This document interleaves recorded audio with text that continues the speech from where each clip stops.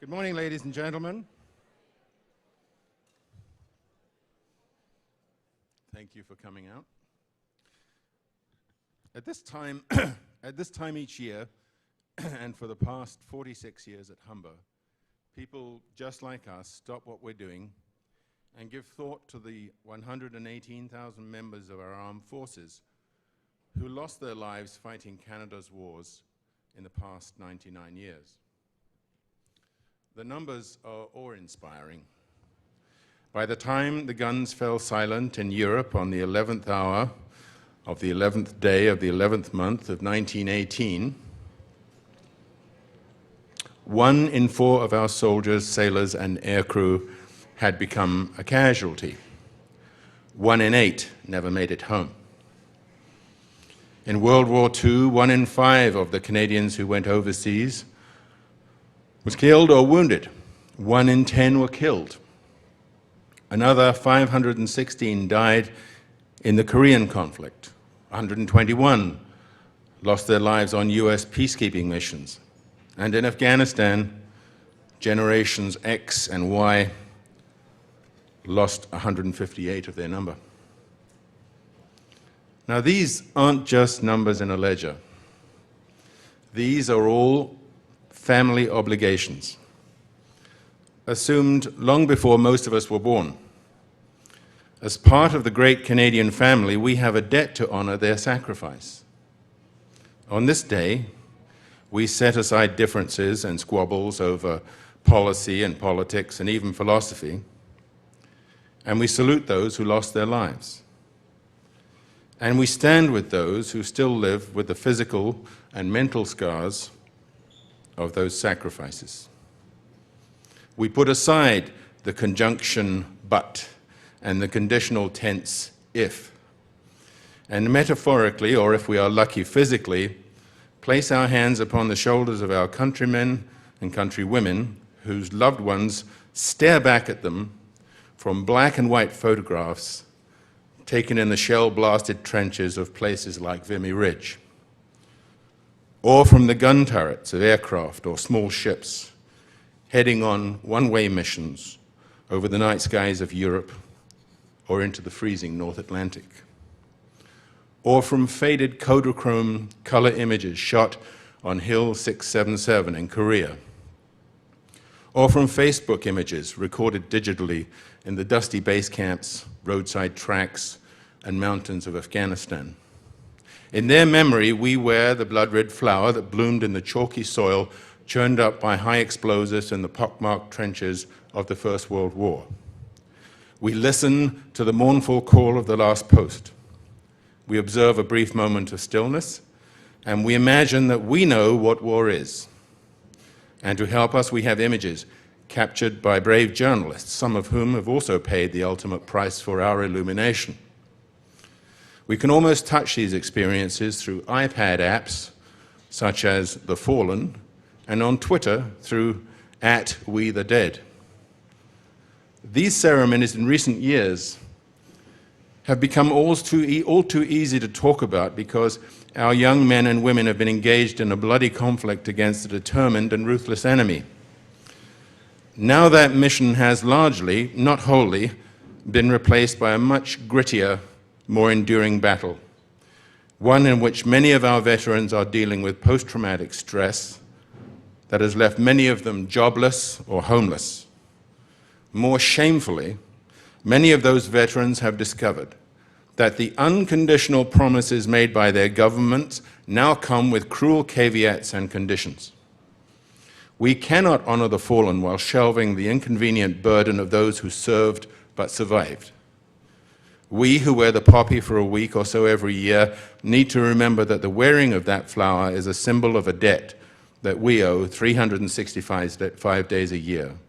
Or as a prominent Canadian broadcaster, Rex Murphy, said this morning, how we treat our individual veterans goes to the heart of who we are as a nation. I'm now going to ask Tim Brillianti to come up and read the famous poem, Flanders Field.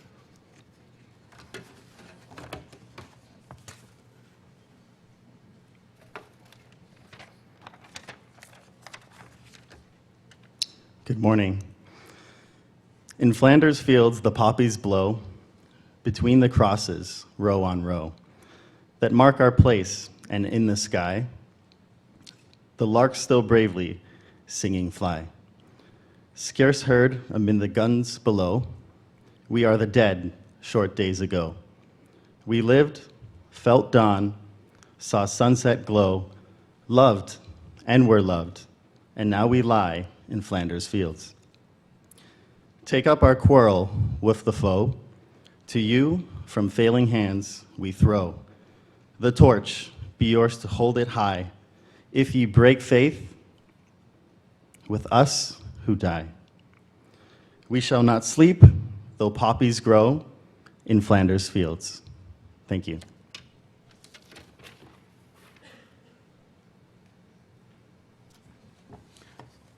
Justin C. will now play the first part of the last post.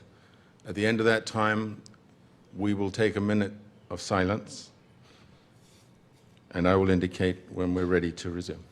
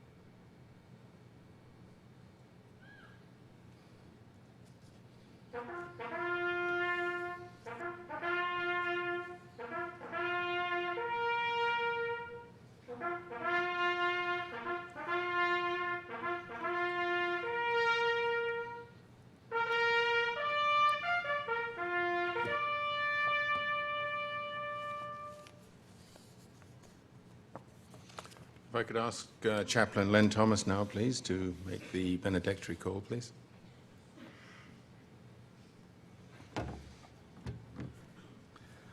Today, we have come to honor those who have defended the freedoms, rights, laws, and privileges of Canada and the lives of Canadians and others around the world. These include the fallen, those who gave their lives in such efforts. They sacrificed their futures with existing family and friends, the children they might have had, and the livelihoods of those children who grew up without that parent. These include the wounded, those who lost the use of their bodies, their limbs, and sometimes even their minds. These include those who currently serve and face the risk of becoming like those already mentioned. They deserve our respect, our prayers, and even our care. The service of each of these persons has been on our behalf and on the behalf of those who came before us and hopefully those yet to come. May we be as willing to honor their sacrifices as they have been to honor us by their sacrifices. Let us take time to think of them and consider the horrors they faced and now face, the horrors they have protected us from and prevented. Let us not become complacent in our lives for the true freedoms and rights of our nation. Let us not disparage those who help protect us from an untoward threat, especially the young men and women who may face the prospect of battle or hostile situations. War and peacekeeping can be messy and tricky. Canadian soldiers must rely on training, instinct, skills to fight and diffuse tensions, and to be on-the-ground ambassadors for peace. May they be ever vigilant. May we also be vigilant. Let us not think that the possibility of threats to the Canadian way of life is ever over. A generation or so after World War II, a very civilized-appearing extremist identified himself as being from that same supposedly defeated enemy and stated, "You won the last war, we'll win the next one," and meant it. Other concerns have also arisen that seek to attack and limit the kinds of values and freedoms that Canadians hold dear. Those who serve in our armed forces both protect and promote our society and its safeties to the world at large.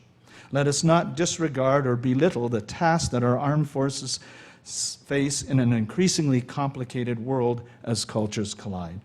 Let us honor, cherish, and appreciate our veterans and armed services, for they have been and are a barrier against enemies and fears that could easily beset us. But along with them, may we each and all do our part. As the anthem says, may we stand on guard for Canada. We can help to stand on guard by remembering those who have sacrificed so much in the past and at present, so that we may go forward together in the kind of civilization that allows Canada to model the precepts, standards, and conventions of a free and democratic nation and spread the ideals and institutions that enable fairness and goodwill.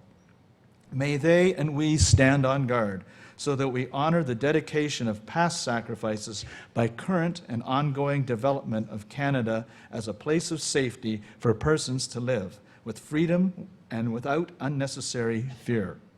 Let us not take life and peace for granted, lest we lose both. Let us remember.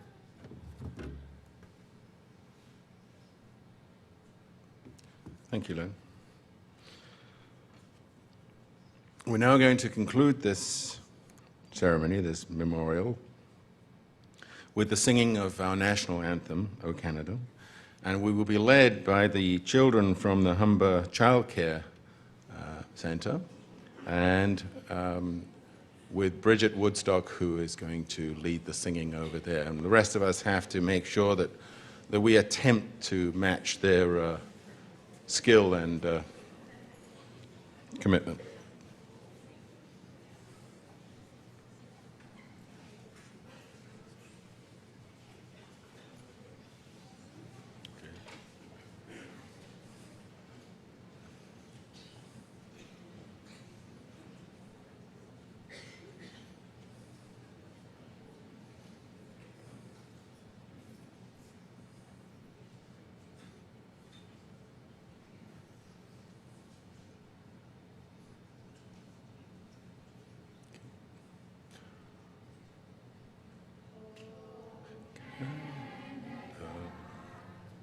Our home and native land, true patriot love, in all thy sons command. With glowing hearts we see thee rise, the true north strong and free.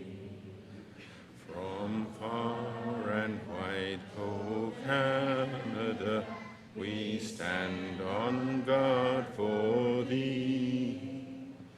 God, keep of hand, glorious and free. O Canada, we stand on guard for thee. O Canada, we stand on guard for thee. Thank you, ladies and gentlemen. That concludes the service.